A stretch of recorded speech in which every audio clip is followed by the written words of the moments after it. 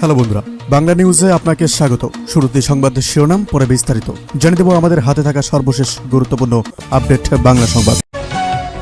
স্বরাষ্ট্র মন্ত্রণালয় আজ পুলিশের সংস্কার প্রক্রিয়ার অংশ হিসাবে নতুন লোগো ও পোশাকের নকশা চূড়ান্ত করেছে। বাহিনীর আচরণগত পরিবর্তনে এটি কতটুকু ভূমিকা রাখবে তা দেখার বিষয়। বর্তমান মূল্যায়ন পদ্ধতি নিয়ে অভিভাবকদের অসন্তোষের মুখে শিক্ষা মন্ত্রণালয় আজ জরুরি বৈঠক ডেকেছে। জিপিএ 5 কি আবার ফিরে আসছে নাকি নতুন কিছু হচ্ছে? গত সরকারের আমলে দেশত্যাগী অন্তত 20 জন প্রভাবশালী নেতার বিরুদ্ধে রেড নোটিশ জারির প্রক্রিয়া শুরু করেছে ইন্টারপোল। তাদের দ্রুত দেশে ফিরিয়ে এনে বিচারে মুখোমুখি করার পথ কি তবে সুগম হচ্ছে? শেয়ার বাজারে ধস, একদিনে উধাও হাজার কোটি টাকা। সূচকের অস্বাভাবিক পতনে বিনিয়োগকারীদের মাঝে হাহাকার শুরু হয়েছে। কারসাজির পেছনে থাকা সেই 20 ফিসদের ধরতে আজ বিশেষ তল্লাশি শুরু করেছে বিএসসি। বিশ্ববিদ্যালয়ে আজ এক ছাত্রনেতার উপর অজ্ঞাত হামলার ঘটনায় ক্লাস পরীক্ষা বর্জনের ডাক দিয়েছে শিক্ষার্থীরা। সিসিটিভি ফুটেজে কাদের দেখা গেছে তা নিয়ে চাঞ্চল্য তৈরি হয়েছে।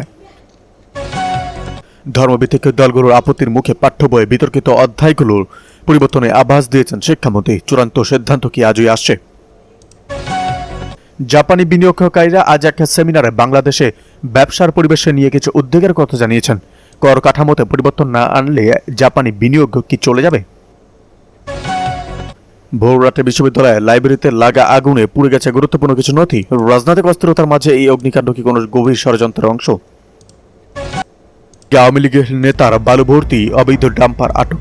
কক্সবাজার দক্ষিণ বন বিভাগের উখিয়া রেঞ্জের দৌছড়ি বনবিটের হরিণমারা এলাকায় অভিযান চালিয়ে পাহাড়ি বালু ভর্তি অবৈধ ডাম্পার আটক করেছে উখিয়া বন বিভাগ। বন বিভাগের সূত্রে জানায়, বুধবার বিকাল 4:30টায় গোপন সংবাদের ভিত্তিতে উখিয়া বন রেঞ্জ কর্মকর্তা আব্দুল মান্নান ও দৌছড়ি বিট কর্মকর্তা ইমদাদুল হাসান রনির নেতৃত্বে এক দল বনকর্মীরা দৌঝুরি বনবিটের হরিণমারা এলাকায় অভিযান চালিয়ে উখিয়া রাজাপালং ইউনিয়নের 6 নম্বর ওয়ার্ড আওয়ামী লীগের সভাপতি ও হেডম্যান মোহাম্মদ ইব্রাহিমের মালিকাধীন বালুভর্তি অবৈধ ডাম্পার জব্দ করতে সক্ষম হয়। সূত্র জানায়, মোহাম্মদ ইব্রাহিম দীর্ঘদিন ধরে আওয়ামী লীগের ক্ষমতার অপব্যবহার করে হেডম্যান পরিচয় দিয়ে সরকারি বনভূমি পাহাড় চিহ্নিত করে রোহিঙ্গা শ্রমিকদের মাধ্যমে পাহাড় কেটে ডাম্পার দিয়ে মাটি পাচার করতেন। এতে সরকারি বনভূমি বিরান ভূমিতে পরিণত হয়। বন বিভাগের অভিযানে ডাম্পার জব্দ হওয়ার পর তিনি জব্দকৃত ডাম্পারে মামলা না দেওয়ার জন্য তৎপরতা চালাচ্ছেন এবং লাখ টাকার মিশন হাতে নিয়ে উখিয়া রেঞ্জ অফিসের ধারে ধারে ঘুরছেন। উখিয়া বন রেঞ্জের রেঞ্জ কর্মকর্তা আব্দুল মান্নান ডাম্পার জব্দের সত্যতা নিশ্চিত করে বলেন, জব্দকৃত ডাম্পারের বিরুদ্ধে বন আইনের সংশ্লিষ্ট ধারায় মামলা প্রক্রিয়াধীন এবং এদিকে উপজেলা ছাত্রলীগের সভাপতি সহ আওয়ামী লীগের 10 নেতাকর্মী কারাগারে। নিষিদ্ধ ঘোষিত ছাত্রলীগ জামালপুরের মেলান্দ সহ উপজেলা শাখার সভাপতি সহ আওয়ামী লীগের 10 নেতাকর্মীকে কারাগারে পাঠানোর নির্দেশ দিয়েছেন আদালত। রোববার দুপুরে বিশেষ ক্ষমতা আইনে দায়ের করা মামলায় মাদারগঞ্জ আমলি আদালতে আত্মসমর্পণ করে জামিন নিতে গেলে আদালত তাদের জামিন নামঞ্জুর করে জেল হাজতে পাঠানোর আদেশ দেন। কারাগারে যাওয়া ব্যক্তিরা হলেন জামালপুর জেলা কৃষক লীগের কৃষি পণ্য সম্পাদক হোসেন আলী এবং আরও অনেকে। অন্যান্যর মধ্যে আদরা ইউনিয়ন আওয়ামী লীগের সাংগঠনিক সম্পাদক সাইফুল ইসলাম এবং ইউনিয়নের 4 নম্বর ওয়ার্ড আওয়ামী লীগের সহসভাপতি ফজিল হক এবং আরও অনেকে ছিলেন। আবুল হোসেন বলেন, আসামিদের বিরুদ্ধে বিশেষ ক্ষমতা আইনে মামলা থাকায় রোববার তারা আদালতে আত্মসমর্পণ করে জামিন নিতে এসেছিলেন। আদালতে তাদের জামিন নামঞ্জুর করে জেল হাজতে পাঠানোর নির্দেশ দেন। বিকেল 4টার দিকে তাদের জেল হাজতে পাঠানো হয়েছে। এদিকে ওয়াকআউটের পর ফের অধিবেশনে ফিরলেন বিরোধী দলের এমপিরা। ত্রয়োদশ জাতীয় সংসদের প্রথম অধিবেশনের 12তম দিনে বৃহস্পতিবার বিকেলে আবারও জাতীয় সংসদে ফিরে যোগ দিয়েছেন বিরোধী দলের সংসদ সদস্যরা। সন্ধ্যা 7:15টার দিকে তারা সংসদে ফেরেন। এর আগে বিকেল 5:56 বিরোধী দলীয় নেতা ডক্টর শফিকুর রহমান ওয়াকআউটের ঘোষণা দেন। তিনি বলেন, দুঃখজনক হলেও সত্য, বিরোধী দলের যৌক্তিক বাধার পরও যে কয়েকটি গণবিরোধী বিল পাস হয়েছে আমরা তার দায় নিতে চাই না, তাই আমরা সংসদ থেকে ওয়াকআউট করছি। এ বিষয়ে স্বরাষ্ট্রমন্ত্রী সালাউদ্দিন আহমেদ বলেন, বিরোধী দল আইন প্রণয়নের সব রেকর্ডিংয়ে অংশগ্রহণ করেছেন। এরপরও ওয়াকআউটের অর্থ কি তা নিয়ে প্রশ্ন তোলেন তিনি। বৃহস্পতিবার সংসদে স্থানীয় সরকার পৌরসভা সংশোধন বিল 2026 উত্থাপন করা হয় এবং কণ্ঠ ভোটে বিলটি পাশ হয়। বিরোধী দল ভোট দেয়নি।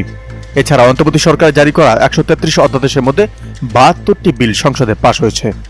এদিকে মাদারীপুরে অতিরিক্ত দামে ডিজেল বিক্রি, ব্যবসায়ীকে জরিমানা। মাদারীপুরের কালকিনি উপজেলায় বাবুল আকন নামে এক ব্যবসায়ীকে অতিরিক্ত দামে ডিজেল বিক্রির দায়ে 30,000 টাকা জরিমানা আদেশ দিয়েছে ভ্রাম্যমাণ আদালত। বৃহস্পতিবার আন্ডারচরের হাট এলাকায় বিকেলে লাকিনি উপজেলার নির্বাহী কর্মকর্তা সাইফুল আরেফিনের নেতৃত্বে এই অভিযান পরিচালনা করা হয়। প্রশাসন জানায়, গোপন সংবাদের ভিত্তিতে খবর আসে বাবুল আকন নামে ওই ব্যবসায়ী অবৈধ ডিজেল মজুদের পাশাপাশি বেশি দামে বিক্রি করেছিলেন। খবর পেয়ে অভিযানের নামে প্রশাসন এ সময় অভিযোগের সত্যতা নিশ্চিতের পাশাপাশি সেখান থেকে জব্দ করা হয় প্রায় 350 লিটার ডিজেল। বাবুল আকনকে 30,000 টাকা জরিমানা করা হয়। পরে সংশ্লিষ্ট কর্তৃপক্ষের উপস্থিতিতে 350 লিটার পেট্রোল ন্যায্য মূল্যে বিক্রি করা হয়।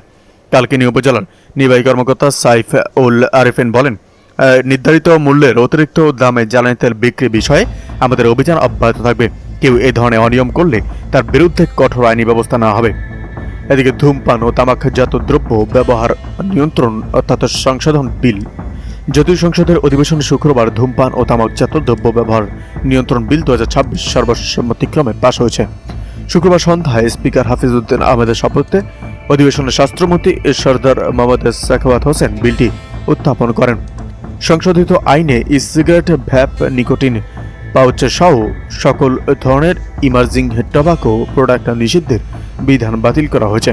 বিল উত্থাপনের সময় স্বাস্থ্যমন্ত্রী সংসদে উল্লেখ করেছেন, রাজস্ব আদায়ের বিষয় বিবেচনায় রেখে ই সিগারেট নিষিদ্ধের বিধান বাতিল করা হয়েছে। এর আগে সংসদে উত্থাপনের পর বিলটি অবিলম্বে বিবেচনার জন্য নেওয়া হয়। বিলের দফা বিবেচনার আগে দফা 3, 6, 7 এর সংশোধনী এনেছেন পটুয়াখালী 7 আসনের সংসদ সদস্য ABM মোশাররফ হোসেন। এদিকে এক মাঘে শেষ যায় না বললেন বিএনপিকে মামুনুল হক। বাংলাদেশ খেলাফত মজলিসের আমির মাওলানা মামুনুল হক